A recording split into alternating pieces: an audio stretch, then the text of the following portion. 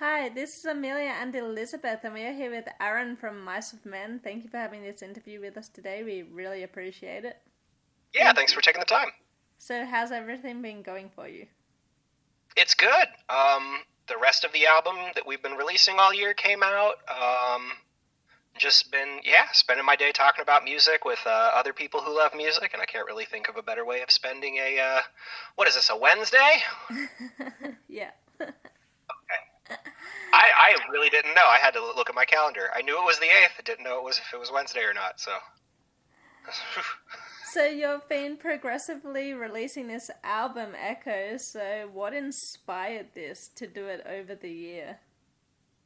Um, we really wanted to spend our time working on songs that were very honest and true expressions of whatever we were going through, our thoughts and feelings and emotions. And we wanted to sort of release them episodically in in a way that sort of more matches up with where technology and the way that music is consumed now, where it's heavily, digital media and the ease of access of getting music to people. It's never really been easier. People have more access to music now, I think, than ever. And we really just wanted to share these things and songs that we've created and artwork and music videos. We wanted to share them with our audience in a way where we're still sort of living those moments. It's not, if you spend time working on a song and you're expressing yourself, and then you got to write 9 more, and then that takes time, and then doing things like music videos, artwork, that takes time. And then sometimes when you release an album, those thoughts and ideas and lived experiences that you're expressing, they're sometimes a year old by the time anybody can hear it and say, yeah, I relate to this, or no, I can't relate. And so for us, it was sort of really important to share those moments episodically, but also so there wasn't just a ton of lag time, so that if we do our due diligence in honestly expressing ourselves and what we're going through, and we share that with our audience, and somebody goes, I get that, I connect with that, we're still sort of in those lived experiences rather than having moved past them. And you also self-produced this album, so that's awesome. Can you tell us more about that? Yeah, so we live relatively close to one another, within an hour or two from each other. But the plan, even before the pandemic, was to get together on Zoom and just start writing. Everybody's pretty proficient with recording software and things like that, and technology's got to a place now where, like, thankfully you can do things like that remotely. And a lot of it was just sort of, we do all of our pre-production on our own, so even before we go into a studio to record albums, usually the entire album is pre-produced in demo versions that sound very close to the finished final products. When the pandemic happened and the lockdowns first started happening, we sort of just kind of took it upon ourselves to say, yeah, we're gonna do as much of this ourselves as we can, and then when we can't, that's when we'll go outside of the four of us to finish the process. But we ended up, completing the first EP. We gave it to the label. They loved the way that it sounded. They loved that we were self-sufficient and proficient enough to do that. And then we just created 2 more and then put them out throughout the year. And do you think it will change the way you create future albums, or do you want to get back with each other in a recording studio? I definitely think we'll self-produce in the future. We are still working this way as of now, but it's because we really enjoy it. And the difference between us all being in a room and huddled around somebody's computer and getting these creative ideas out versus us being in a Zoom room and essentially doing the same thing, it's really negligible as long as the Zoom doesn't cut out, which happens kind of frequently. But yeah, we all have said that we would love to get back into a room together and do this where we're all in person, because we really enjoy it. We laugh a lot. If we spend 3 hours in the studio, we spend 2 of them talking. We're a band, and I feel like one of our strengths is our ability to communicate with one another and just how much we value that. but it's nice to know that if we can't do that, that we can still get together and make a whole album this way, you know? Yeah, definitely. And the instrumental in your song Mushroom Cloud is awesome. I heard you wrote the instrumental first, so that's pretty cool. Thank you. Yeah, actually, that was Tino, our drummer. He had written that one on the last album, and yeah, it's really funny because that song kind of sat in my Dropbox for a while, and I didn't really know lyrically what to put on top of it until I had kind of a mental breakdown, and it was like, oh yeah, well that's what the song is. So, yeah, a lot of times the music comes first with I mean, 100% of the time the music comes first. And then lyrics and melodies and vocals and things come after the fact. So are you working on anything else now? Yeah, so we've already started working on a bunch of new songs.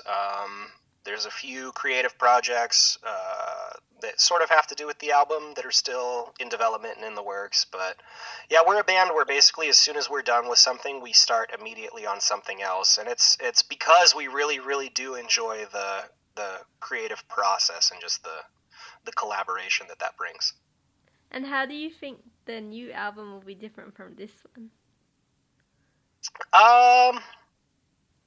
It'll just be sharing different experiences, so it's really hard to say. You know, a lot of times we don't really start with any sort of predefined notion of what we want to do musically. We almost just start from the inside and work our way out, and whatever the shape of the canvas ends up being is what it ends up being, rather than sort of setting those parameters before and then knowing where your boundaries are and then working your way in. It's usually more self-limiting. And also, this was the first album of Sharp Tone Records. Congratulations on being signed by them. So how did this come about? Thank you. Yeah, so basically, our last album, or our last full length before this one, Earth and Sky, completed our Rise Records contract. And when we were talking with labels before we had signed with Sharp Tone, one of the things we were discussing with everybody was this idea that we wanted to release EPs and release music throughout the year. And Sharp Tone was very excited about it. And not just in a way to say, like, yeah, well, we'll allow you to do that, or we'll give you our blessing, because it's a very sort of non-traditional way of releasing music. But they were really excited about it, and they were excited about just the sheer amount of creativity that would go into a project like that. And it was really fun. It kept us busy all year long, working with amazing people and creating stuff that we felt like could really connect us with the outside world and connect other people together. That's awesome. And now we're going to ask you our signature question. So if you could have any band play one of your songs, which band would it be? Which song would it be? And would it be in your style or their style? Oh, God. I've never even remotely thought about that. Kind of just blew my mind with that one. Maybe Led Zeppelin. Cool. Covering. I've never thought of this before. Maybe Led Zeppelin covering Fighting Gravity in their style. That would be pretty mind blowing. Cool. I've never thought of anything remotely like that. That was a mental exercise. And you're also playing Hellfest next year along with Grass Pop, and I assume a bunch of other European stuff, so that's exciting. I hope so, knock on wood. Yeah, touch wood. So we'll see you at Hellfest then? Yep. I'm very excited. I hope that everything goes according to plan. If I've learned anything during this time period, it's that you can plan for 10 years in the future, but you can't plan for the next 10 minutes or what's going to happen. So we'll see. And until then, we'll just stay in the studio working on new songs. Well, if you do get out there, what can fans expect? I don't know, just a rock show. a rock show played to the best of our abilities. And what's your favorite memory watching someone else perform live? Can you tell us a story? So many of them. Probably being on tour with Linkin Park and a few weeks into the tour, they asked me if I wanted to sing on stage with them, and I was like, hell yeah. At that point, they were not just a band that was hugely impactful on my life, but they were my friends. And anytime you get to make music with your friends or join your friends on stage to perform their music, it's always like a high honor.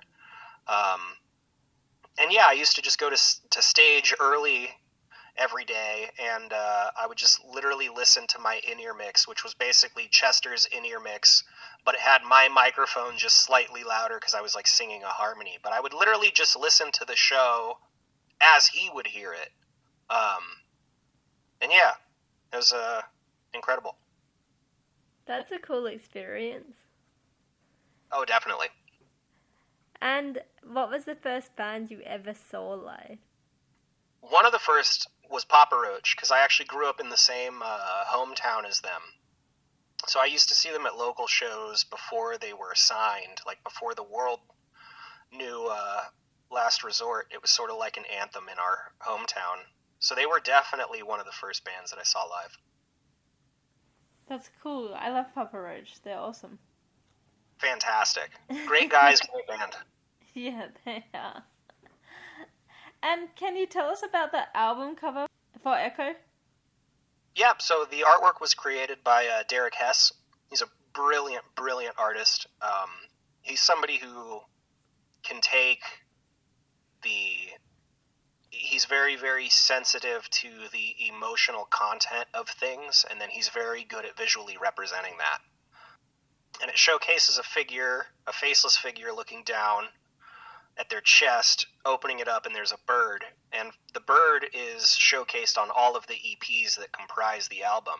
And the bird sort of represents kind of the true self, or like soul or spirit. The part of you that grieves loss, and the part of you that laughs when you ride a roller coaster or see someone you love. You know, it sort of represents that sort of very true self, I guess. And you also did some hand-drawn video clips as well. That's pretty cool. Yeah, so Frankie Nasso and his team, he's a brilliant video director, and his team took a lot of Derek Hess's artwork and basically created these incredible hand-drawn animated videos out of it. And the whole goal with this release was we didn't want to make it about us or make it about the band or make it about our faces. It took a lot of convincing for me to even want to be in any of them.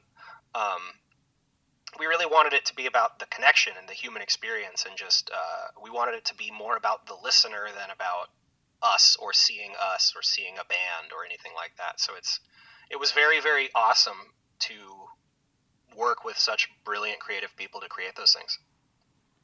Awesome. And last question, is there anything else you would like to say to your fans? Just that we're thinking about you all the time.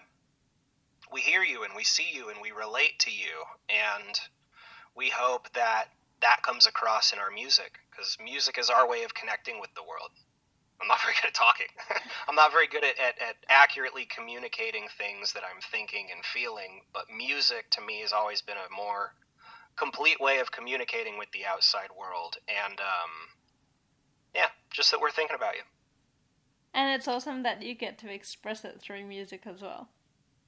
Yeah, just the idea that something didn't exist 30 seconds ago and now it does. And somebody might hear it and it might make them feel something. And if anything, it might make them feel less alone or more understood. And I think that's the beauty of music, you know, it brings people together. Yeah, definitely. Thank you so much for this interview today. We really appreciate it. Thank you. Yeah, thank you guys so much for your time. I hope you guys have a great day, okay? Awesome. You too. Thank you. Bye.